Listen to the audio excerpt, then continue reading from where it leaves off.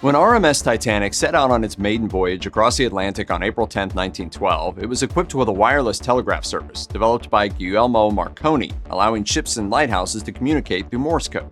However, wireless communication was relatively new, and there was no standard protocol for sending emergency messages.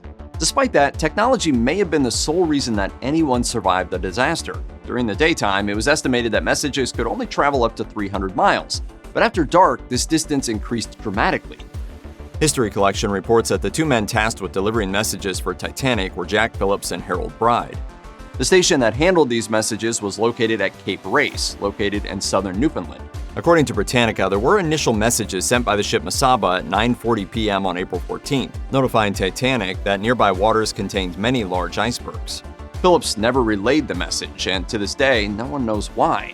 At 10:55 p.m., the ship Californian messaged Titanic stating that it was, quote, stopped and surrounded by ice. Phillips reportedly replied, shut up, I'm busy, I'm working Cape Race."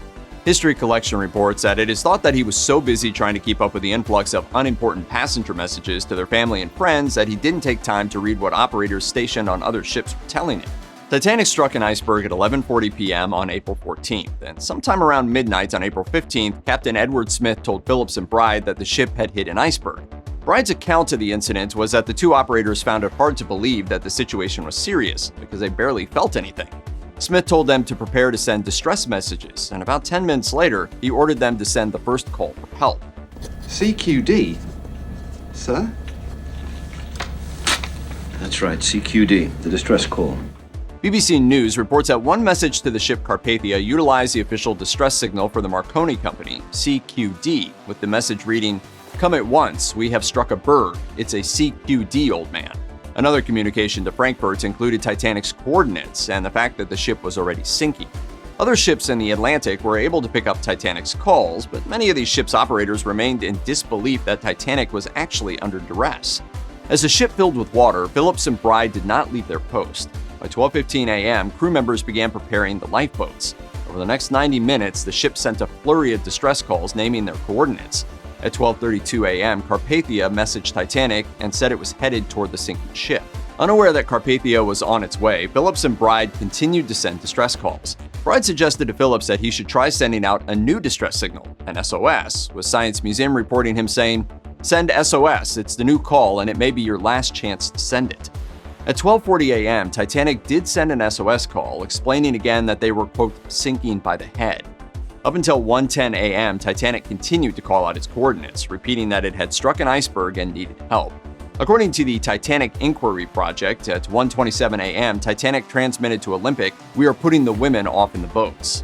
3 minutes later, another message read that they, quote, cannot last much longer. A distress call was sent at 1:45 a.m., explaining that the engine room was flooded up to the boilers.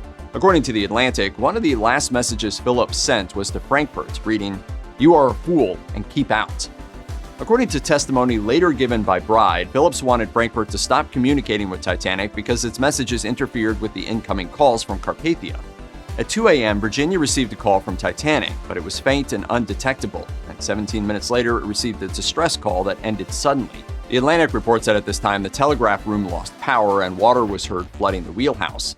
The final distress call from Titanic was picked up by Carpathia between 2:15 and 2:25 a.m., and it included, "We are sinking fast. Passengers are being put into boats. Titanic." Bride survived the sinking, dying in 1956, but according to the National Archives UK, Phillips died in the immediate aftermath of the sinking.